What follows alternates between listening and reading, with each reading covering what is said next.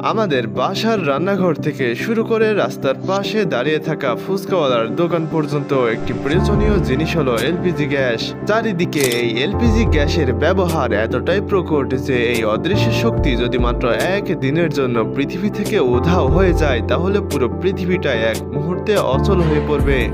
এটা কি আপনি জানতেন?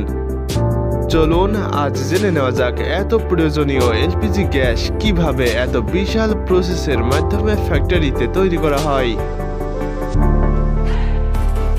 পৃথিবীর মাটির অনেক গভীরে কোটি কোটি বছর আগে গাছপালা আর জীবজন্তুর যে অবশিষ্টাংশ চাপা পড়েছিল সেগুলো থেকেই ধীরে ধীরে তৈরি হয়েছে বিশেষ ধরনের শিলা।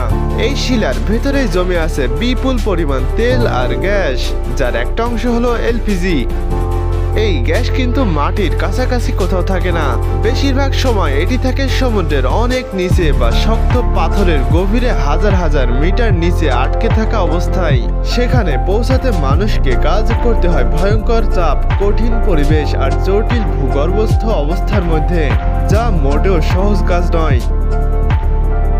প্রাকৃতিক গ্যাস খোঁজার কাজ অনেক সময় শুরু হয় সমুদ্রের অনেক দূরে। সেখানে বিশেষ সার্ভে জাহাজ নিয়ে বিজ্ঞানীরা বসানো হয়। প্রায় 9 মিটার লম্বা অনেকগুলো স্টিল পাইপ একটার সাথে আরেকটা জোড়া দিয়ে তৈরি করা হয় এক বিশাল ড্রিল পাইপ, যা সমুদ্রের পানি ভেদ করে ধীরে ধীরে শক্ত পাথরের ভেতরে ঢুকে যায়। এই একটা স্তর ড্রিল করার পর প্রকৌশলীরা কূপের ভেতরে নামান বিশেষ এক ধরনের যন্ত্র, যাকে বলা হয় লগিং টুল। এটাকে অনেকটা ইলেকট্রনিক চোখ বলা যায়। অন্ধকার কূপের ভেতর এই যন্ত্র বিদ্যুৎ, কিন্তু এই পুরো কাজের সময় সব সময় একটা বড় ভয় কাজ করে, যাকে বলা হয় ব্লো আউট। যদি ভেতরের চাপ ঠিকভাবে নিয়ন্ত্রণ করা না যায় তাহলে তেল আর গ্যাস হঠাৎ করে নিয়ন্ত্রণের বাইরে চলে এসে ওপরের দিকে উঠে আসতে পারে। গ্যাসের স্তরে পৌঁছানোর পর কূপের ভেতরে শক্ত স্টিলের পাইপ বসানো হয় এবং চারপাশে সিমেন্ট ঢেলে সিল করে দেওয়া হয়, যাতে কূপ মজবুত থাকে আর কোথাও ফাঁক দিয়ে গ্যাস বের হতে না পারে। এরপর সমুদ্রের তলায় বসানো হয় এক বিশাল নিরাপত্তা যন্ত্র, যাকে ব্লো আউট প্রিভেন্টর বা সংক্ষেপে বিওপি বলা হয়। এটা 10 টনেরও বেশি ওজনের ভারী স্টিলের তৈরি। এর ভেতরে থাকা শক্তিশালী ভালভগুলো কয়েক সেকেন্ডের মধ্যেই পুরো কূপ বন্ধ করে দিতে পারে।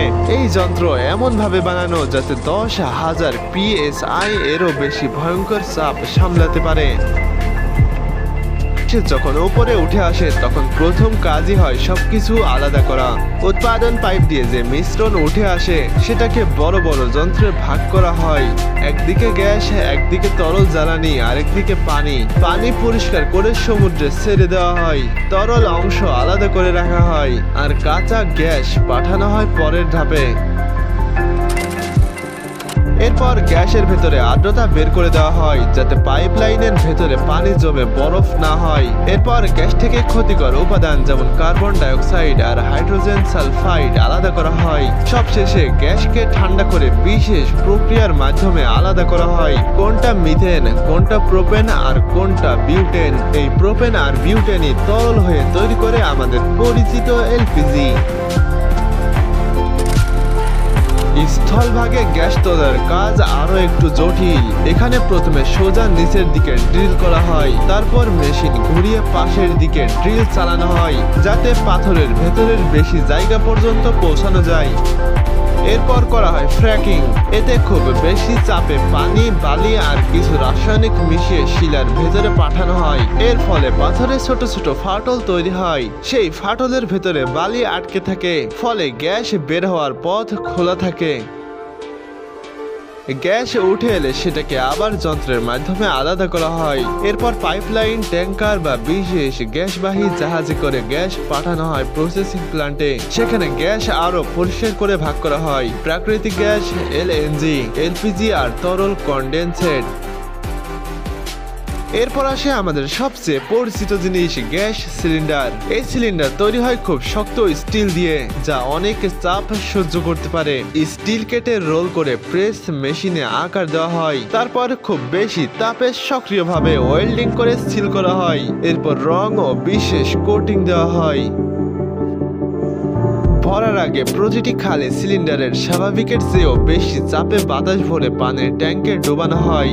যদি কোথাও ফাঁক থাকে সঙ্গে সঙ্গে বুদবুদ উঠবে, তখন সেই সিলিন্ডার বাতিল করা হয়। শুধু নিরাপদ সিলিন্ডারে নির্দিষ্ট ওজন মেপে এলপিজি ভরা হয়। শেষে আবার লিক পরীক্ষা করে সিল করে বাজারে পাঠানো হয়। এরকম আরও ইন্ডাস্ট্রিয়াল প্রসেসিং ভিডিও দেখতে অদৃশ্যকে সাবস্ক্রাইব করুন এবং ভিডিওটি ভালো লেগে থাকলে অবশ্যই লাইক করে শেয়ার করুন বন্ধুদের সাথে।